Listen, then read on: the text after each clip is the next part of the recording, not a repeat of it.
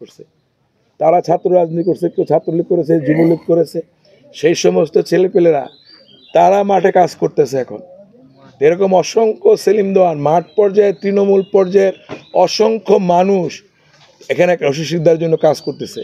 এবং আপনি দেখবেন যে ভোটের যে হিসাব, ভোটের যে অঙ্ক, আগামী 21শে মে আপনারা দেখবেন যে মুষ্টিমেয় কিছু নেতা, তারা যারা আমার এই প্রার্থীর পক্ষে যারা গিয়েছে, তারা নিজস্ব স্বার্থের বাইরে তারা যায় নাই।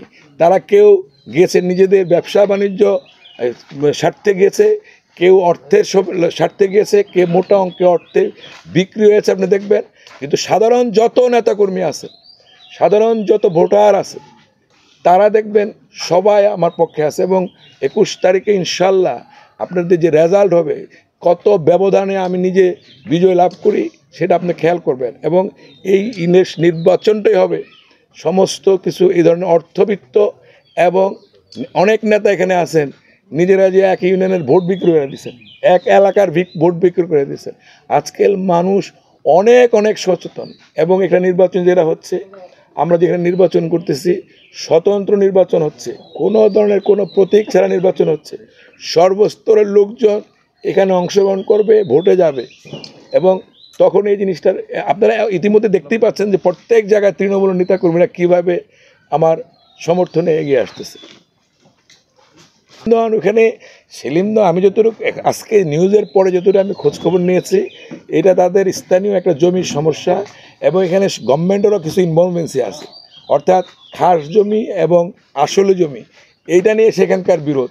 আমার নামটা সেলিম দেওয়ান কীভাবে ইউজ করেছে, আমার নামটা কি এরকমভাবে ইউজ করছে যে বাট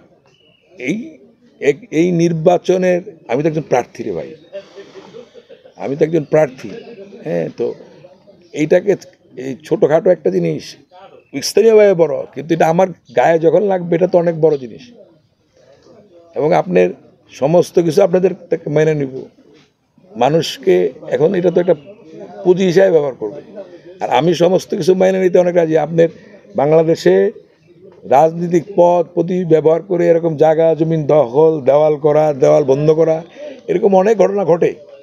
বাট রশিদ সিকদারের অতীত কি বলে, আপনারা লাস্ট 20 ইয়ার্স আপনারা আমার কোথায় কোনো প্রমাণ দেখাতে পারবেন? সে তো অবশ্যই আমার সমর্থক, আমি তো অস্বীকার করবো। আমার সমর্থনের দেওয়া ওই লোকরা আমাকে সমর্থন দেয় নাই, এই কারণে আমি ওইটা করছেও, এই কথাটাকে আমি স্বীকার করতে রাজি না, নাম্বার 1।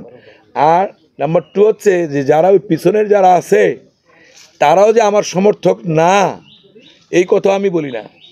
কারণ ওইখানে পিছনে যদি 4টা বাড়ি থাকে, 5টা বাড়ি থাকে, আমি যদি যাই, আমার এবসেন্সও অনেক মানুষ আমাকে সমর্থন দিয়ে কাজ করতেছে। আমার সোয়েব সাহেবের সাথে যারা মিছিল মিটিংয়ে যায়, যে সমস্ত প্রেসিডেন্ট সেক্রেটারি ইউনিয়ন আওয়ামী লীগের যারা তার সাথে মিছিল মিটিংয়ে যাচ্ছে, যেই লোকরা মিছিলে যায়, যদি 200 লোক মিছিলে যায়, সেখান থেকে 100 ভোটার আছে আমার। কারণ তারা বাধ্য হয়ে তাদের সাথে মিছিলে যেতেছে। এরা আমার হাতের নেতাকর্মী, আর আমার সংস্পর্শ পাইছে দীর্ঘদিন। এই খিদিরপাড়া থেকে মানুষ মিছিল করতে যাইব, যে লোকের জীবনে দেখে নাই, জানে নাই, পাশে বসে নাই, তার সাথে যাবে, বাধ্য হয়ে যাবে।